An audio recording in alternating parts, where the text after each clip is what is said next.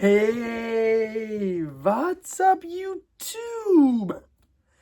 It's Mark Timberlake, and I'm back with a brand new video. And today, guys, if you've watched my last video, you know what I'm covering today. This Saturday, noon, in Ann Arbor, frigid temperatures, 15-mile-per-hour winds, the Michigan-Ohio State rivalry, the game, the greatest rivalry in all of college football. I'm going to break it down and give you a score prediction.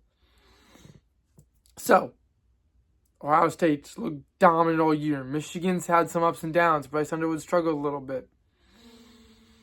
Then again, look at teams Michigan lost to. Oklahoma, who is a college football playoff team. USC, who, while maybe not a college football playoff team, is still a very good team, and they had to travel out to Southern Cal. Not making excuses for them. They lost that game. USC was the better team in that game. Easily.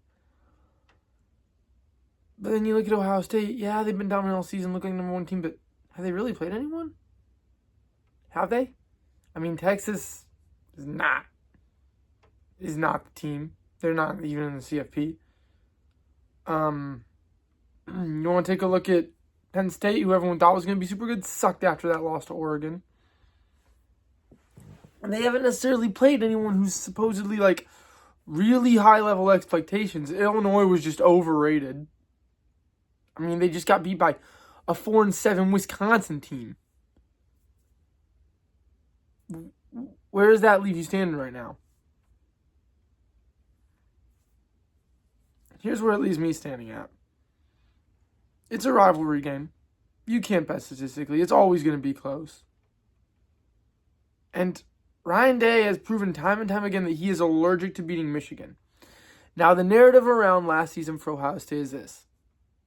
Who cares that we lost to Michigan? We won the national championship.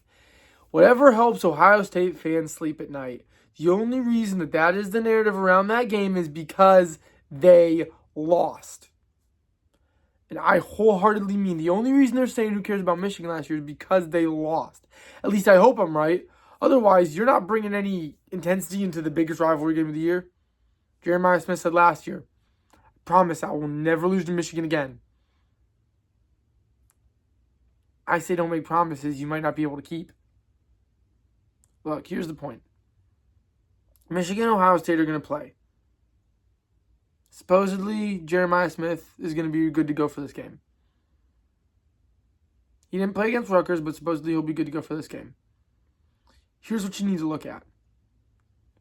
Michigan's without Justice Haynes. Jordan Marshall should be good for this game, but no Justice Haynes. Last time Michigan was missing a starting running back in Blake Corum, it was fine because Donovan Edwards ran all over him. I don't know if Jordan Marshall can do the same thing. I hope he can, but we'll see. So here's what it comes down to. Breaking down this game. Ohio State's biggest cons, Julian Sain's a first-year starting quarterback who hasn't played defense like Michigan's. I mean, he's played a couple teams all season. He's played a lot of games this season, but Michigan's defense is a different kind of beast. I mean, the pressure they bring, the blitzes they bring. I mean, that's going to be a big, heavy blitz on Julian Sain. Another thing you got to worry about. 15-mile-per-hour winds. No offense to Jaden Fielding, but he's proven time and time again those pressure-packed moments, high winds, bad weather conditions. I mean, he's never made a field goal from 50 yards or longer. How do you feel if you got to put the game in the leg of his? I mean, 2 field goals missed last season. You lost by 3. He makes those, you win the game.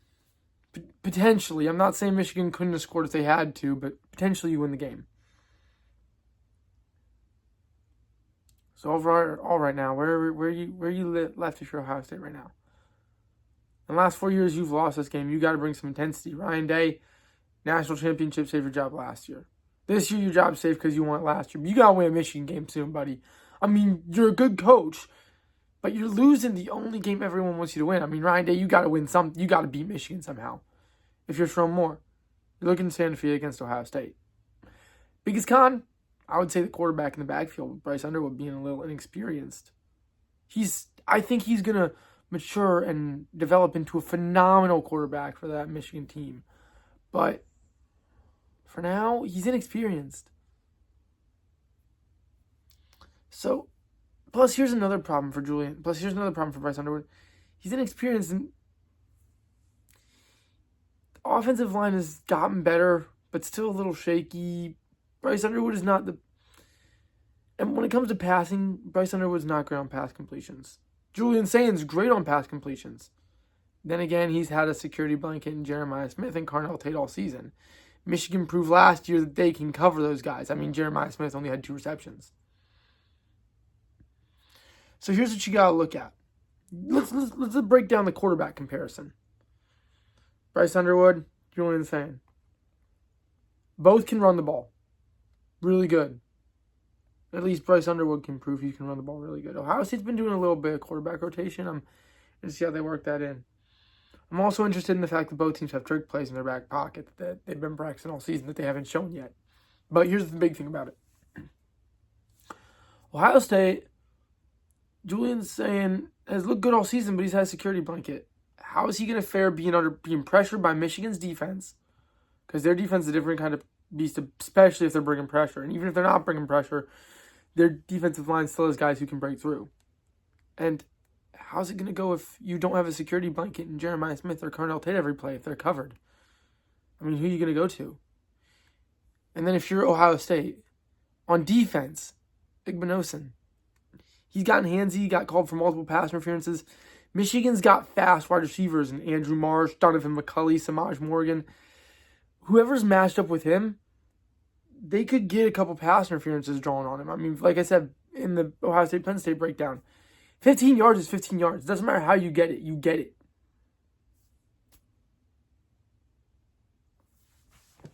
So then let's look at Michigan's defense, though.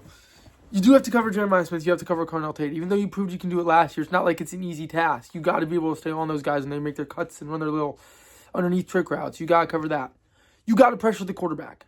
Julian Sain hasn't been pressured like crazy all year. I think this defense in Michigan has the ability to do that. And if they can do that, I think they can pressure him into making some mistakes. Maybe making some costly turnovers. Maybe trying to make some plays he doesn't want to try and make, which is where he'll make mistakes. And if you're the defense in the secondary, cover Jeremiah Smith, cover Carnell Tate. You've proven you can do it. You've looked good all season as a defense. You've generated turnovers every game.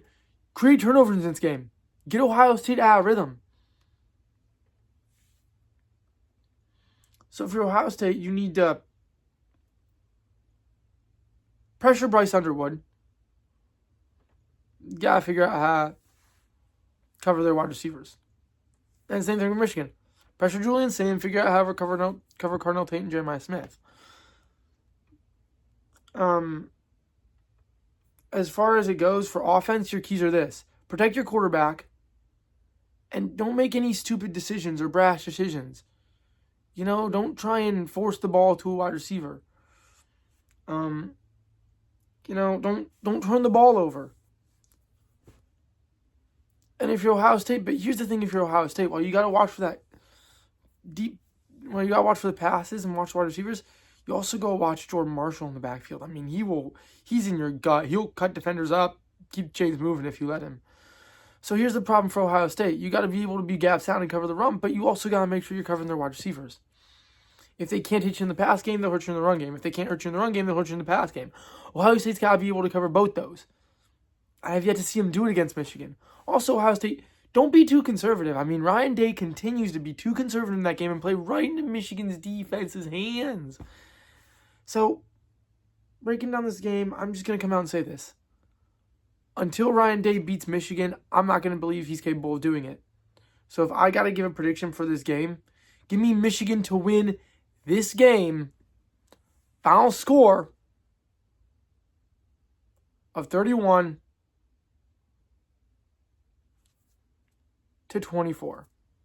31-24, Michigan wins the game by a touchdown.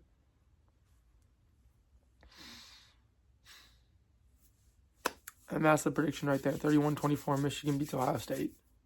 Anyways, keep the party rolling. Hope you all enjoyed. Drop a like if you did. Subscribe if you haven't. Click up top for a video YouTube recommends down for you.